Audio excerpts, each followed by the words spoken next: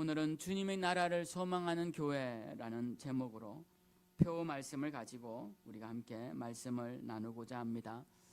주님의 나라, 주님의 나라, 하나님의 나라. 제가 가장 중요하게 생각하는 주제이면서도 가장 전하기 어려운 주제이면서도 전해야 하는 말씀인 내용이 오늘 하나님의 나라인 것입니다. 하나님의 나라를 소망하는 교회라고 표를 잡았지만 우리가 하나님의 나라를 소망하는 교회가 어떤 교회이고 하나님의 나라를 소망하는 개인들은 어떤 신앙인이 되어야 되는가에 대해서 짧은 시간 묵상하기는 어렵지만 그래도 최대한 우리가 이 말씀에 성경에 나오는 우리에게 주시는 가장 주된 메시지가 뭔지를 오늘 말씀을 통해 기억해 보고자 합니다. 저는 오늘 세 가지 질문을 여러분들이 기억하면 좋겠습니다. 먼저는 성경에서 말하는 하나님의 나라는 어떤 나라인가라는 것입니다. 그 나라, 우리가 꿈꾸어야 할 하나님의 나라는 어떤 나라인가에 대한 하나님 나라의 실체에 대한 생각이고요. 두 번째는 그 하나님의 나라는 이 땅에서 실현 가능한가라는 것입니다. 하나님의 나라가 이 땅에서 실현이 가능한가? 그에 대해서 여러분들이 한번 생각해 보시길 바랍니다. 그 세 번째는 하나님 나라를 소망하는 우리는 어떻게 살아야 하는가? 어떻게 살아야 하는가? 이 세 가지 질문을 우리가 던져봐야 합니다. 하나님 나라가 뭔지를 알아야 될 것이고 그 하나님 나라가 이루어질 것에 대한 기대가 어때야 되는지를 알아야 할 것이고 그리고 그 하나님 나라를 이루기 위한 우리의 자세는 어때야 되는지를 우리 오늘 세 가지 질문을 통해 돌아보자라는 것입니다. 예수님께서는 이 땅에 오셔서 가장 먼저 말씀을 전하실 때 회개하라 천국이 가까웠느니라 라고 말씀하십니다.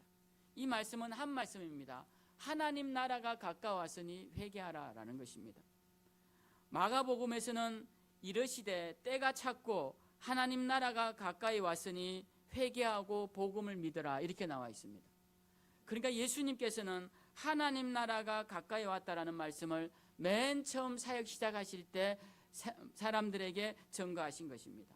누가복음 4장에 보면 예수님께서 제자들에게 이렇게 말씀하십니다. 내가 다른 동네들에서도 하나님 나라 복음을 전하여야 하리니 나는 이 일을 위해 보내심을 받았노라 라고 말씀하십니다. 그러니까 예수님께서는 이 땅에 오신 목적이 무엇이냐라고 했을 때 하나님 나라의 복음을 전하기 위해 이 땅에 오셨다라는 것입니다. 예수님은 그 뒤로도 하나님 나라에 대한 말씀을 많이 하셨어요. 그 중에 하나가 우리가 신랑 신부를 기다리는 열처녀의 비유도 하나님 나라 비유 가운데 하나입니다. 신랑 신부를 기다리는 사람들 중에 5명은 등불과 기름을 함께 준비한 자요, 5명의 사람들은 등불만 준비하고 기름을 준비하지 않습니다. 기다려도 신랑 신부가 오지 않자 모두 다 잠에 듭니다. 그러다가 새벽녘에 신랑 신부가 오자 기름을 준비한 자들은 기름을 붓고 등불을 밝혀 신랑 신부를 맞아 잔치자리에 들어갔지만 기름을 준비하지 못한 자들은 들어가지 못하였다라는 이야기입니다. 이거는 상징적인 이야기입니다. 그 잔치자리는 천국을 말하는 것이고 하나님의 나라를 말하는 것입니다. 그 하나님 나라에 들어갈 자들은 그 나라를 기다리며 준비하는 자들이다라는 말씀을 주님이 그 열처녀의 비유를 통해 말씀하신 것입니다. 주님은 이 외에도 십자가에 죽으시고 부활하신 후에 제자들과 함께 지내시면서도 이 이야기를 하셨는데요. 주님이 부활하신 후에 사도행전에 보면 40일 동안 제자들과 함께 계신 게 나옵니다. 그런데 사도행전 1장 3절에 보면 40일 동안 무엇을 하셨는가 했더니 그게 이렇게 기록되어 있습니다. 40일 동안 그들에게 보이시며 하나님 나라의 일을 말씀하시니라 라고 되어 있습니다. 무엇을 말씀하시느냐 봤더니 하나님 나라의 일을 말씀하셨다라는 것입니다. 주님의 생각은 하나님 나라로 시작해서 하나님 나라의 비밀을 알려주시고 마지막 성천하시기 전까지도 하나님 나라에 대해서 말씀을 하셨다라는 겁니다. 그렇기 때문에 하나님 나라의 이야기는 굉장히 중요합니다. 이렇게 사도행전 1장 3절에 하나님 나라의 일을 주님이 말씀하시자 1장 6절에 그 이야기를 듣던 제자들이 예수님께 이렇게 묻습니다. 예수님, 이스라엘 나라가 해방될 때는 언제입니까? 이 질문은 뭐냐면 예수님, 하나님 나라 이야기는 이제 알겠고 하나님 나라의 이야기는 우리가 이제 충분히 알겠습니다. 그러면 이제부터 궁금한 게 있는데요. 우리나라는 어떻게 될 거냐라는 거예요. 우리나라는 어떻게 될 거냐. 여러분, 이 우리나라가 어떻게 될 건지에 대한 질문은 유대인이라면 누구나 할 수밖에 없는 상황입니다. 왜? 이들은 식민지 국가로 있었습니다. 우리가 일제 식민지 하에서 우리 그리스도인들이 조국의 독립을 위해 부단히 노력했죠. 그러니까 당연히 유대인들도, 하나님을 믿는 이 유대인들도 예수님을 만나면 예수님을 통하여서 우리나라가 독립될 거라, 예수님을 통하여서 우리나라가 변화될 거라, 다시 한번 다윗과 솔로몬 시대처럼 부흥하고 번영하여서 세계의 주역이 될 거라 그들은 기대하고 있었다는 거예요. 그래서 주님이 돌아가실 때까지 그걸 기대하고 있었습니다. 근데 그 기대에 어긋나자 가룟 유다는 예수님을 팔은 것이고, 부활하신 주님을 만났어도 그 기대를 버리지 못해서 부활하신 주님 붙잡았어도 이렇게 묻는 겁니다. 여기 성경에 나오지 않지만, 주님, 죽음을 이기시고 부활하셨으니 그 능력으로 이제 이 나라 좀 구해 주십시오. 그게 그 질문입니다. 이게 그 질문이에요. 그렇게 예수님께 질문을 하자 예수님이 이렇게 대답하십니다. 그것은 너희가 알 바가 아니니라. 참 청천벽력 같은 말씀이죠. 나라 백성들이 어떻게 되든 주님이 그것은 알 바가 아니라고 하시니 성격 급한 주의 제자들이 어찌 이 말씀을 견딜 수가 있겠습니까? 그러면서 주님께서 그 나라에 관심을 갖지 말고 너희는 내 이름의 증인이 되어서 그 유명한 말씀 1장 8절에 성령을 받아 너희가 예루살렘과 유대와 사마리아와 땅끝까지 이르러 내 증인이 되리라 라는 말씀은 바로 1장 6절에 제자들이 질문에 대한 답으로 하신 말씀입니다. 그러니까 주님은 오직 그 관심이 하나님 나라에 있으셨습니다. 제자들은 오직 그 관심이 그들의 나라에 관심이 있었습니다. 여러분, 우리는 어느 나라에 관심이 있습니까? 여러분, 우리는 주님의 나라에 관심이 있어야 됩니다. 주님의 나라에 관심을 둔 자들이 모인 곳이 바로 교회예요. 이 정체성을 잃어버리는 순간 교회는 교회로서의 갈 길을 잃어버리고 이리 갔다 저리 갔다가 방황하다가 그 중심을 잃어버리고 세상 가운데서 힘없이 소멸하고 말 것입니다. 우리는 하나님 나라에 관심을 가져야 합니다. 주님이 그토록 관심을 가지셨던 그 하나님 나라에 대한 소망과 관심을 우리 가운데 가져야 하는 겁니다. 하나님 나라는 어떤 나라입니까? 하나님 나라는 이사야서 11장에 보면 이런 말씀이 나옵니다.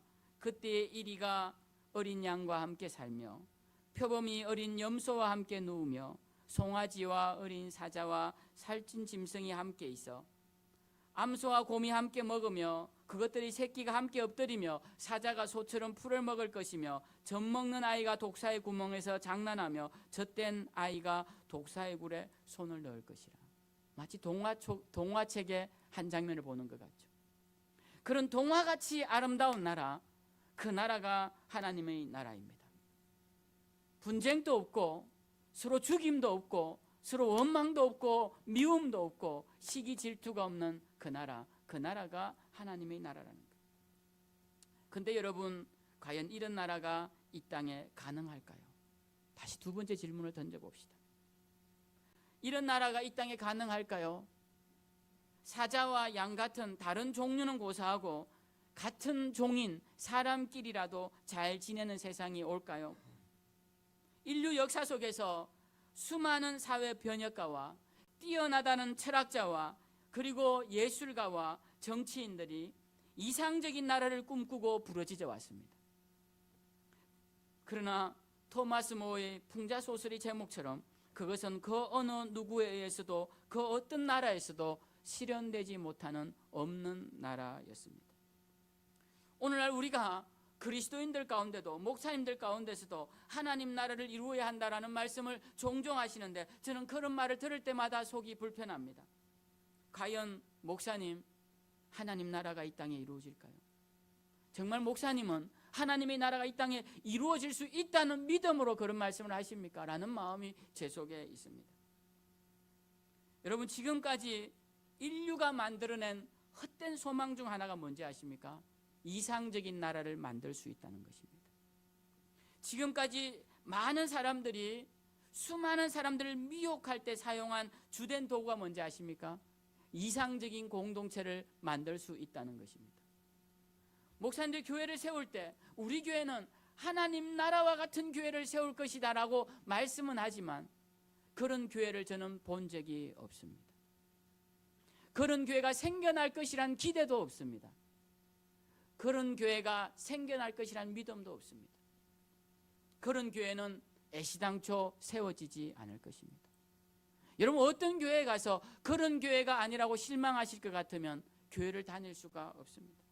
이 세상엔 그 어떤 공동체도 하나님 나라 같은 공동체는 없습니다. 세상에 많은 사람들은 이상적인 공동체를 만든다고 하면서 사람들을 유혹합니다. 그리고 희생하게 만듭니다. 그리고 헌신하게 만듭니다.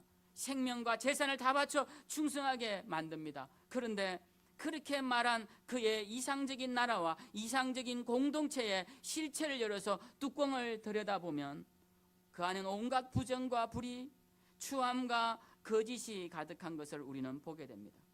여러분, 이 땅에서는 하나님의 나라가 이루어질 수 없습니다.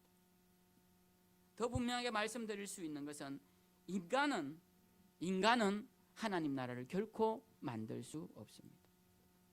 여러분, 사회주의 이념의 가장 핵심이 뭔지 아십니까? 역사는 발전한다는 것입니다. 그 진보는 계속된다는 겁니다. 인본주의의 가장 핵심이 뭔지 아십니까? 인간은 계속적으로 발전할 수 있다는 겁니다. 계몽과 교육을 통하여서 인간은 발전할 수 있다는 거예요. 역사에 대한 계속되는 진보성을 믿는 것과 개인에 대한 계속적인 진보성을 믿는 것, 이게 사회주의와 인본주의의 핵심입니다. 그런데 오늘날 그리스도인들도 그러한 생각을 갖고 살아가는 사람들이 있는 것을 보게 됩니다. 그러나 과연 가능합니까? 여러분, 그런 사람을 보셨습니까?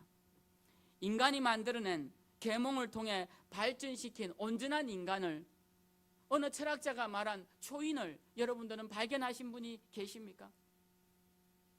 인간이 만들어낸 탁월한 기술과 문명들은 사람이 사람을 살리는 데 사용되기보다는 사람이 수많은 사람들을 한 번에 죽이는 데 사용되어서 지금도 그 기술로 수많은 사람들이 죽어가고 있습니다.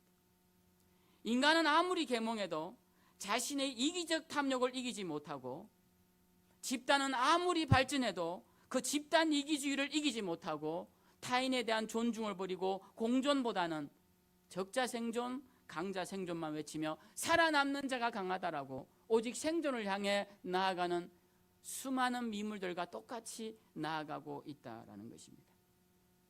그럼 기독교는 어떠한가요?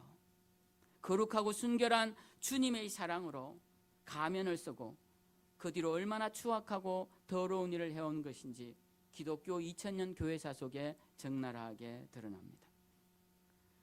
유토피아를 쓴 토마스 모어는요, 종교개혁이 한창 일어나던 시점에 이 책을 썼습니다. 그는 이 유토피아라는 나라, 이상적인 나라의 조건을 제시하면서 첫 번째가 사유재산의 폐지였습니다. 이상적인 나라를 만들기 위해 가장 첫 번째 되어야 할 것이 사유재산의 폐지이고, 그 다음 쭉쭉쭉 내려가다 보면 중간쯤에 종교적 자유가 있는 나라가 이상적인 나라라고 설명합니다. 그런데 그렇게 말했던 모어는 윌리엄 틴데일이라는 성경을 영어로 번역한 사람이 있습니다. 이 영어로 성경을 번역했다는 이유로 이 사람을 사형 집행하는 사람이 이 윌리엄 모어였습니다. 그는 아이러니하게도 윌리엄 틴데일이 죽기 바로 그 전해에 이 토마스 모어는 죽게 됩니다. 그는 왕의 이혼을 반대했다는 이유로 단두대에서 처형되게 돼요. 우리는 이 토마스 모어가 윌리엄 틴데일을 죽일 때 그가 그토록 이상적으로 꿈꾸었던 나라, 종교적 자유를 이야기했던 그 사람이 종교를 탄압하는데 가장 앞장선 사람이 되었다는 것이 너무 아이러니합니다. 한 100년 전쯤에 이 사람은 캐톨릭에서 성자로 추대됩니다. 성인으로 추대돼요. 이 토마스 모어는 캐톨릭 하면 성인으로 추앙받습니다.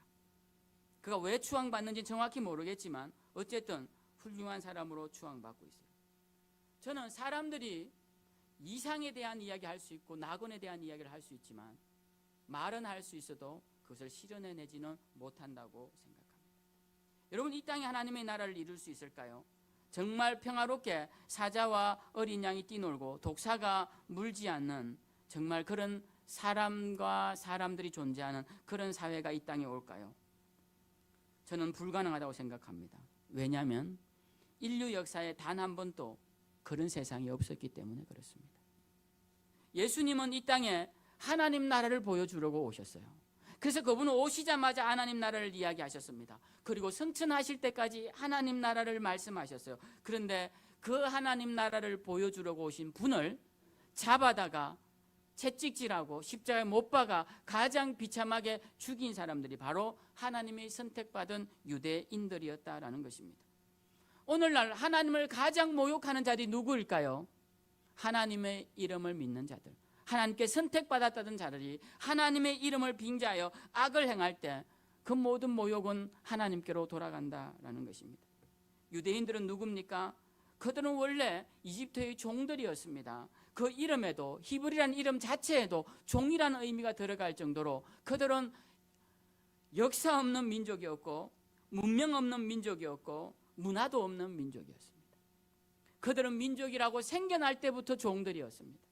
그런 자들을 하나님께서 백성 삼으시고 우리나라 강원도만한 땅, 그 가나안 땅을 주시면서 그곳에서 하나님을 경배하며 살아가게끔 하셨는데, 이 소망 없는 이스라엘 백성들을 하나님 자녀 삼으셨는데, 그 하나님의 백성들이 하나님을 섬기기보다는 하나님의 아들을 십자가에 죽이고 하나님의 나라보다는 인간을 위한 나라를 세웠더라는 것입니다. 그 내용들이 사사기에 나오죠.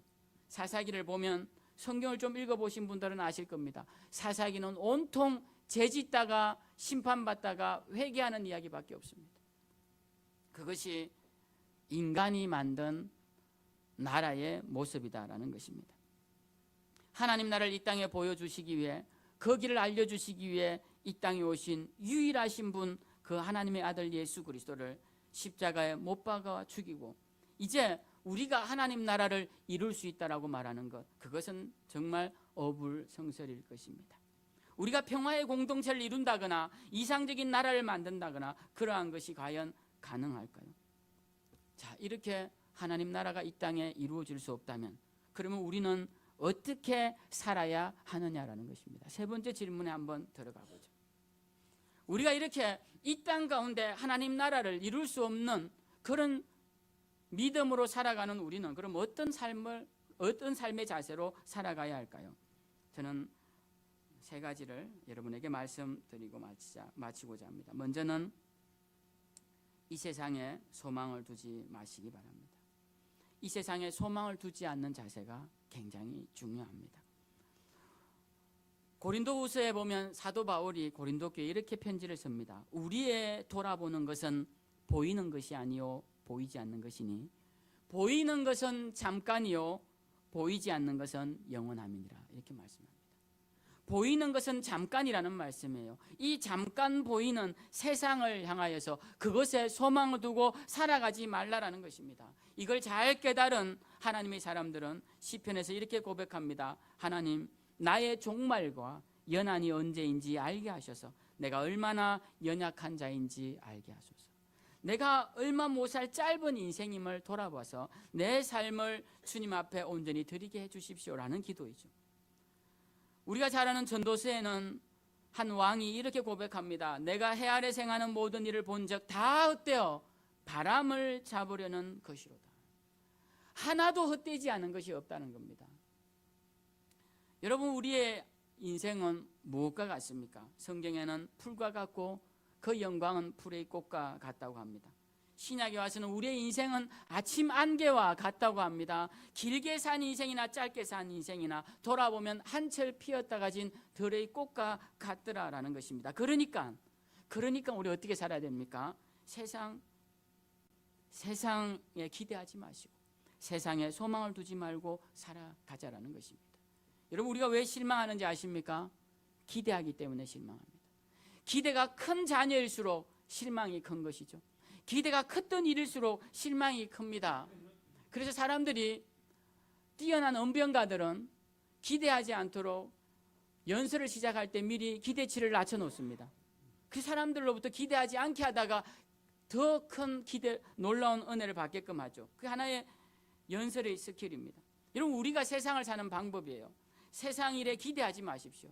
사람에게 기대하지 마십시오. 어떤 누구에게 기대하지 마십시오. 그 기대를 하는 순간 여러분의 실망은 커질 것입니다. 여러분이 남편, 여러분의 아내, 여러분의 자녀, 여러분의 목사, 여러분의 성도, 구역장님들은 여러분들의 구역원까지 기대하지 마십시오. 기대하는 순간 그 모든 걸어가는 과정이 힘들어진다는 것입니다. 두 번째로 우리 그리스도인들은 어떻게 살아야 되느냐? 세상 일에 염려하지 말아야 합니다. 염려하지 말아야 돼요. 세상 일에 기대하지도 말고 소망을 두지도 말아야 되지만 염려하지도 말아야 됩니다. 오늘 성경 31절에 보면 이렇게 말씀합니다. 그러므로 염려하여 이르기를 무엇을 먹을까, 무엇을 마실까, 무엇을 입을까 하지 말라. 그리고는 25절에 이렇게 말씀하십니다. 그러므로 내가 너희에게 이르노니 목숨을 위하여 무엇을 먹을까, 무엇을 마실까, 몸을 위하여 무엇을 입을까 염려하지 말라. 목숨이 음식보다 중하지 아니하며 몸이 의복보다 중하지 아니하니라. 그래서 주님이 맨 마지막에 이렇게 말씀하십니다. 그러므로 내일 일을 위하여 염려하지 말라. 내일 일은 누가 염려합니까? 내일이 염려한다라고 되어 있습니다. 왜 이 아주 우리에겐 익숙지 않은 표현을 쓸까요? 성경 원어가 그렇게 기록되어 있기 때문에 그렇습니다. 우리는 내일 일은 내일 염려하라라고 알고 있지만 그것은 주체가 내일 내가 염려하라는 말로 들립니다. 그런데 성경의 원어는 내일 일은 내일이 염려하게끔 하라는 거예요. 내가 염려하는 게 아니라 내일이 염려하라는 겁니다. 내일 되면 내일이 알아서 할 거라는 거예요. 그러니까 여러분, 오늘 밤에는 편안히 잠자리에 드십시오. 세상이 무너질 것 같아도 염려하지 마시고 그냥 이불 덮으시고 푹 주무십시오. 내일 되면 내일이 다 알아서 해결될 것입니다. 오늘 성경 우리에게 그것을 가르쳐 줍니다. 그래서 주님이 우리에게 원하시는 것은 세상 일로 염려하지 말라는 거예요. 염려의 말을 자꾸 쏟아내는 사람, 그 사람 옆에 있는 게 굉장히 힘듭니다. 우리가 집에 돌아가면 아내들이 염려할 일이 막 이렇게 쌓아놓고 기다렸다는 듯이 남편에게 막 염려의 말을 쏟아내요. 여보, 큰일 났어. 우리 애들 이야기부터 해서 큰일 났어. 들어보면 그렇게 큰일이 아닌데, 그리고 또 들어보면 내가 할 일도 별로 없는데 그게 큰일이 되어 우리에게 다가옵니다. 여러분, 이거 그리스도인다운 삶의 자세가 아니에요. 그런 걸 빨리 입에서 제거해야 합니다. 괜찮다고 말할 수 있어야 됩니다. 염려하지 말아야 합니다. 세 번째,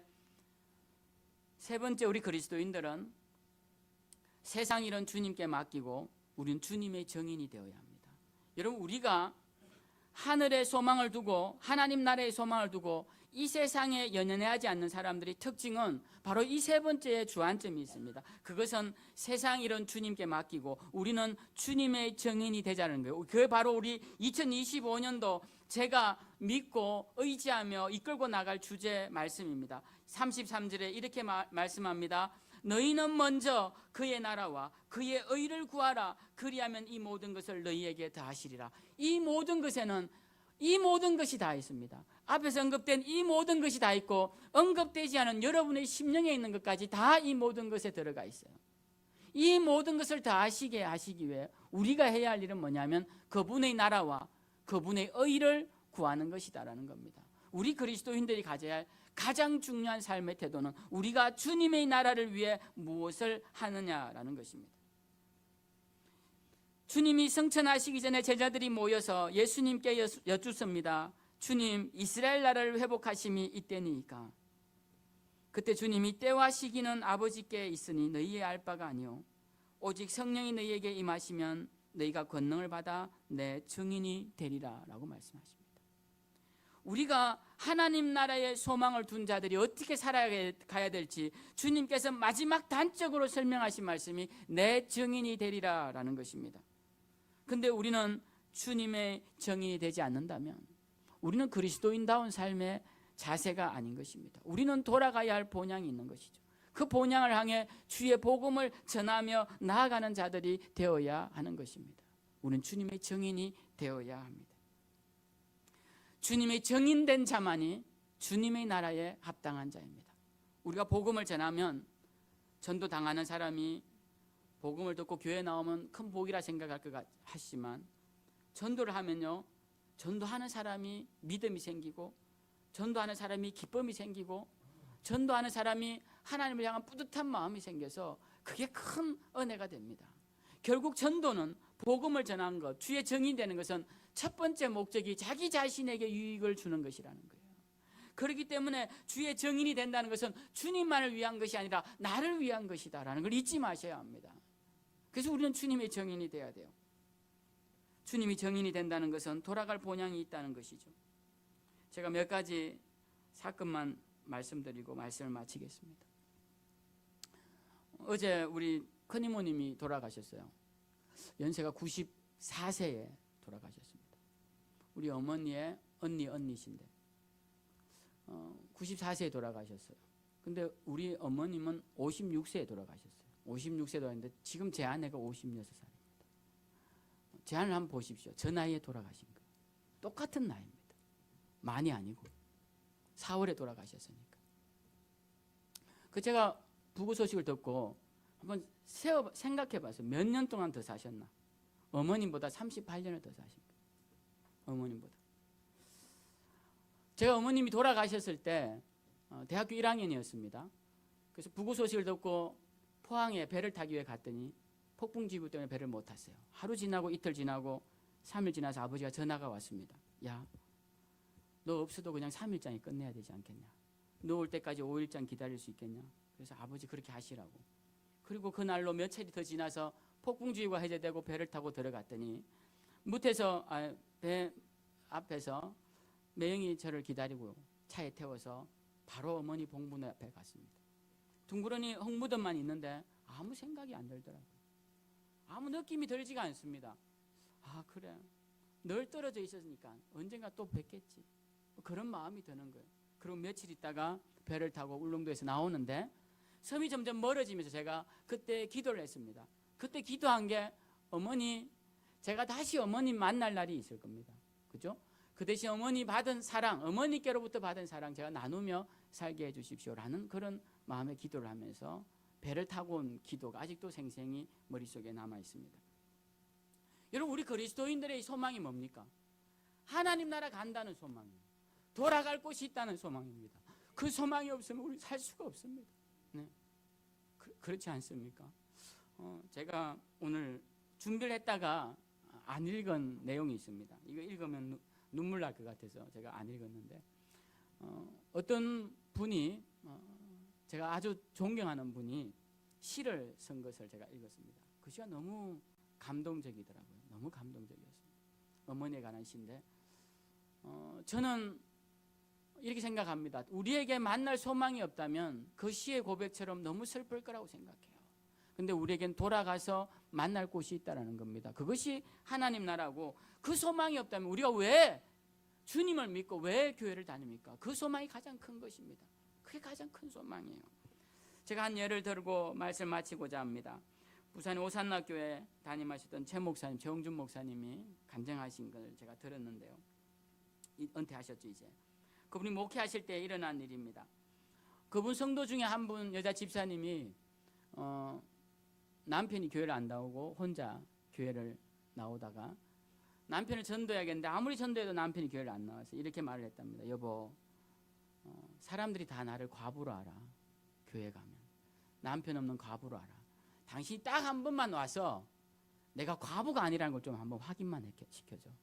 그러니까 남편이 또 그 책임감에 그래서 작심을 하고 그날 아내를 따라 교회에 왔습니다. 근데 그날 예수를 믿게 되고 일꾼이 된 거예요. 그때부터 이제 사역을 하는데 이제 장애인 사역을 얼마나 열심히 하셔서 7년 동안 그 사역을 하셨대요. 그러다가 7년째 되던 해 그분에겐 자녀가 둘이 있는데 한 자녀가 이태리에서 성악 유학을 하고 있었답니다. 그 성악을 전공하고 있던 아들이 교통사고로 죽었다는 소식을 듣게 돼요. 그 7년째. 그래서 비행기를 타고 이제 이태리로 날아갑니다. 날아가는데 비행기 안에서 옆에 앉은 사람 보니까 교회를 다니지 않고 예수를 믿지 않는 사람이에요. 그래서 이 두 사람이 그 비행기 안에서 복음을 전합니다.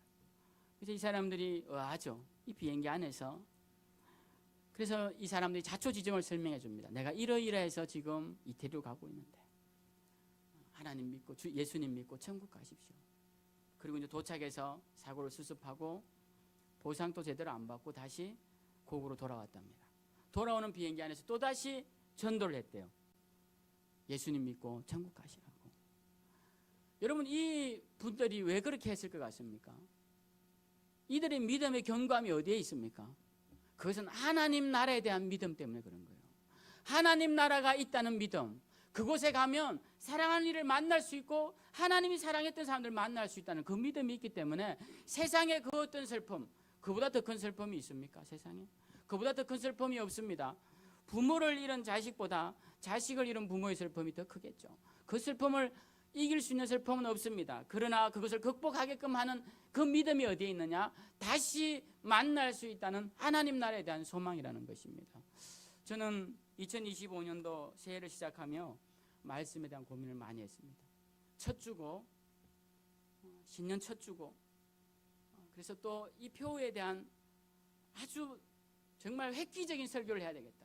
연구를 많이 해가지고 정말 세상적인 자료도 많이 가지고 와서 듣는 사람들이 모두 정말 그렇구나라고 생각하는 설교를 해야지라고 했는데 아침에 눈이 펑펑 온 거예요. 제 기대가 다 무너진 겁니다. 이 교회 몇 분 못 오시겠구나. 눈설기 바쁘고 설교를 짧게 해야 되겠구나. 뭐 이런 생각도 했었습니다. 근데 제가 오늘 말씀을 준비하면서 제가 준비한 말씀을 다 드렸어요.